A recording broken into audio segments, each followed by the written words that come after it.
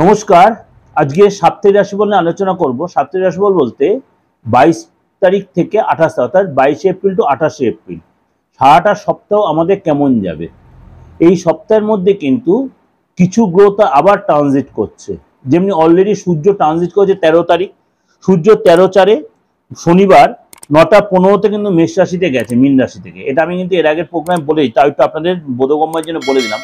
বুধ অলরেডি মীন রাশিতেই বসে আছে বক্রী অবস্থায়, সারা মাসটা মীন রাশিতেই বক্রী অবস্থায় থাকবে।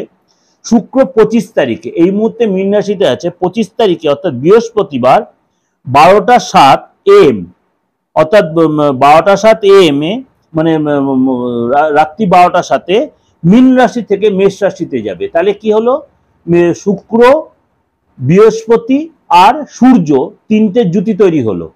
এবার মঙ্গল হচ্ছে 23 তারিখে কুম্ভ রাশি ছেড়ে মীন রাশিতে আসবে।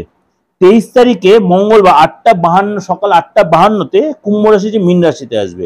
আমি এর আগে বলছিলাম বৃহস্পতি তার নক্ষত্র চেঞ্জ করেছে, কবে করেছে? 17 তারিখে কৃত্তিকা নক্ষত্রে প্রবেশ করেছে রয়েছে, অর্থাৎ বৃহস্পতি তার নক্ষত্রে চেঞ্জ করে কিন্তু মেষ রাশিতেই আছে। 1 তারিখে যাবে বৃষ রাশিতে, অর্থাৎ এই সিচুয়েশন। আর চন্দ্র রয়েছে কন্যা রাশিতে। এই সিচুয়েশন 12 রাশির উপর কি এফেক্ট, অর্থাৎ এই যে শুক্র বুধ রাহু প্রথমে একটা জুতি তৈরি হলো, আবার যখন শুক্র চলে গেল মেষ রাশিতে সেখানে বুধ রাহু মঙ্গলের জুতি তৈরি হলো, মঙ্গল ও অঙ্গারক দোষ তৈরি হচ্ছে।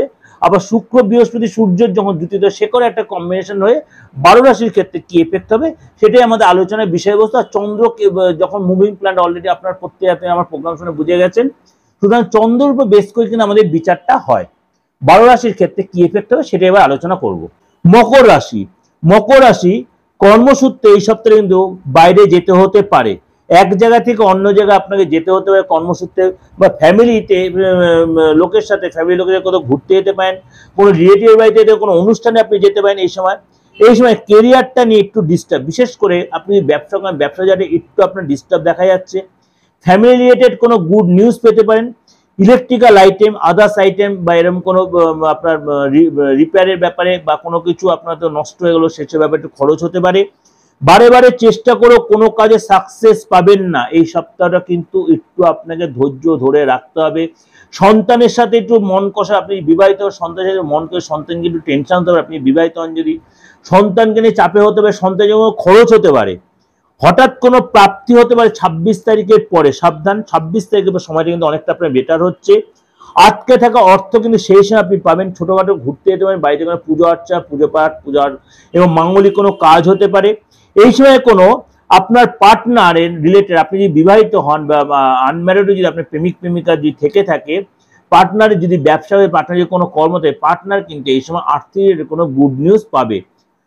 আর এই সময় বলি মকর রাশির লোককে জলে কালো তিল মিশিয়ে স্নান করুন, আর প্রবাহিত জলে অবশ্যই কালো তিল প্রদান করুন। প্রবাহিত জলে অবশ্যই কালো তিল দিন। যদি আপনার আশেপাশে নদী না থাকে অবশ্যই কোনো পুকুরে দিতে পারেন, জলাশয় দিতে পারেন, বা আপনি কুয়োতেও দিতে পারেন। তাহলেও কিন্তু, বা ইদারা, পুরনো ইদারা থাকলে সেখানে আপনি পরিষ্কার জায়গায় দেবেন, তাহলে আপনার জন্য সেটা যথেষ্ট ভালো হবে। যে আপনাদের কাছে আমি মোটামুটি ওভারঅল প্রেডিকশন দিলাম।